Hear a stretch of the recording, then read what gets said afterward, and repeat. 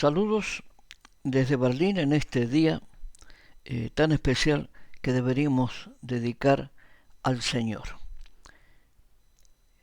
Y utilizo el condicional porque como somos seres humanos y por tanto fallibles y pequeños, es muy difícil que nos podamos apartar de nuestras luchas cotidianas, de nuestros afanes, de nuestros problemas, de aquello que pensamos que es necesario o imprescindible o bueno para nuestra vida, olvidándonos por completo de lo fundamental, que lo fundamental para nuestra vida no son las cuestiones materiales, sino las espirituales. Y con ese pensamiento vamos a entrar en el tema de hoy, utilizando el Salmo número 2 en el capítulo 1, donde podemos leer: ¿por qué se amotinan las gentes y los pueblos piensan cosas vanas? Lo repetimos: ¿por qué se amotinan las gentes y los pueblos piensan cosas vanas? Es decir, ¿por qué nos rebelamos contra Dios? ¿Por qué lo negamos? ¿Por qué nos oponemos a sus mandatos? ¿Y por qué en cambio pensamos cosas vanas? ¿Por qué en cambio dejamos que nuestra mente y nuestro corazón sea influenciado de una manera brutal por el mundo, por las seducciones, por los encantos del mundo, que los tiene, pero son encantos y seducciones perversas que destruyen, no están pensadas, no están dirigidas a salvarnos, están dirigidas a destruirnos. Quien piense lo contrario,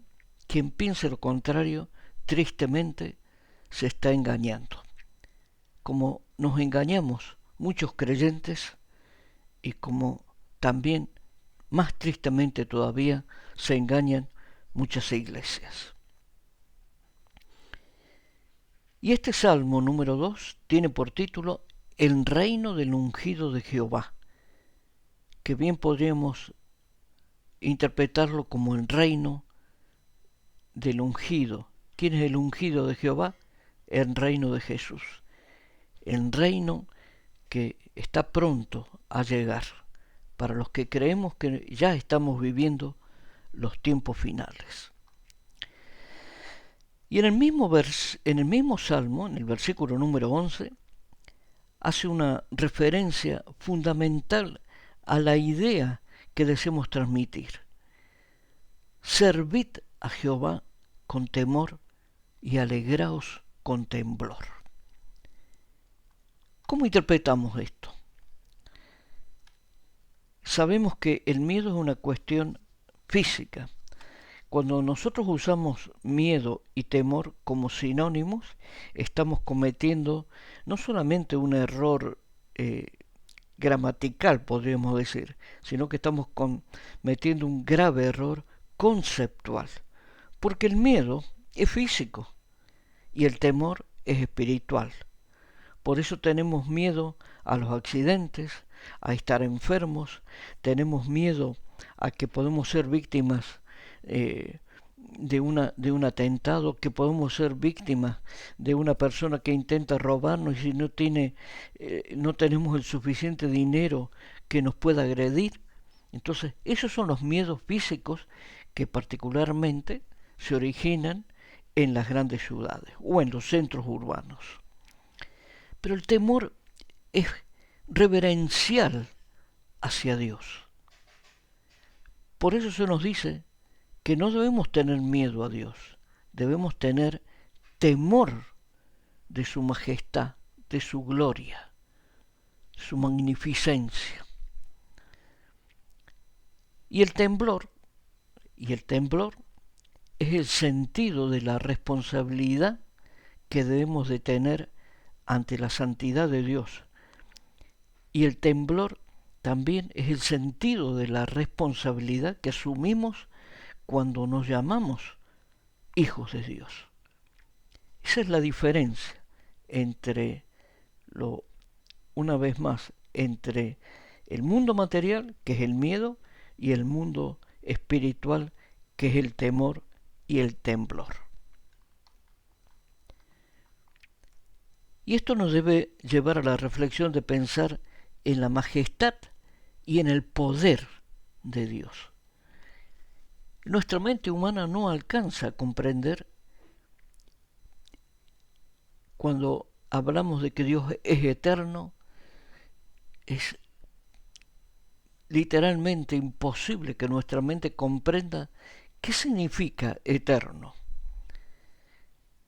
qué significa el poder de Dios infinito, el poder de Dios que supera todo lo que nosotros podamos imaginar. Por eso es muy interesante apelar al concepto de la cábala judía cuando se refiere a Dios. Y los estudiosos dicen y hablan de Dios como infinito y por tanto imposible de comprender en su magnitud para la mente humana, que es absolutamente todo lo contrario, es pequeña con relación a Dios. Por eso es que la cábala judía se refiere a Dios como Ein Sof, que del hebreo podría traducirse como sin fin, y para ampliar el concepto, como Ein Sof, el Dios infinito. Y en estos tiempos difíciles debemos aferrarnos al Dios, a Dios como nuestro Padre, aferrarnos a la roca que es Jesús, su Hijo, y al Espíritu Santo como guía suprema, absoluta para nuestra vida. Tenemos la convicción de que solamente así podremos atravesar el valle de lágrimas de este tiempo y de los tiempos futuros que serán más graves y difíciles que estos que estamos a lo mejor terminando de vivir. Pero vendrán otros, y cuando lleguen esos otros, volvamos a aferrarnos a Dios, a nuestro Dios como Padre, a Jesús como Hijo y al Espíritu Santo como guía suprema. Y vivamos con la bendita esperanza de llegar a ser ciudadanos del reino de Dios. En esto debemos pensar. Apartemos de nuestra mente las influencias del mundo, las seducciones, los encantos, esos llamados cantos de sirena que son tan llamativos y a la vez tan brutalmente destructivos. Pensemos en Dios, en Jesús, en el Espíritu Santo. Ellos son los que en este tiempo y en el futuro nos ayudarán a nuestros hijos, guiarán a nuestros nietos. Pensemos en esto y aferrémonos a esa bendita esperanza que es la vida eterna. Vamos a orar por esto.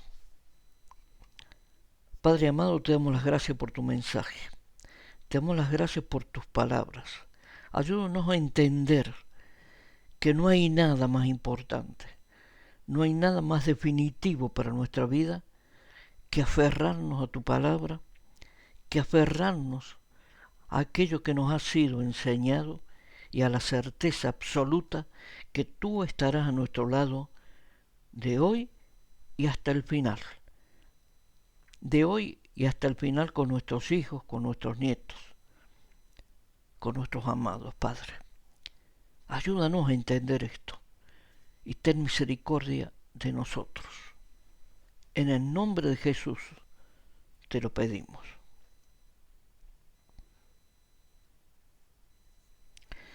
Muchas gracias por este tiempo y nos despedimos con la bendición del Dios Todopoderoso sobre la vida de cada uno de nosotros, sobre la vida de nuestros amados, sobre los países donde vivimos, sobre la vida de nuestros enemigos, sobre la vida de las autoridades y sobre la vida de nuestras autoridades espirituales. Que esa bendición nos alcance cada día, cada día. La bendición del Dios Todopoderoso. En el nombre de Jesús. Muchas gracias y hasta la próxima.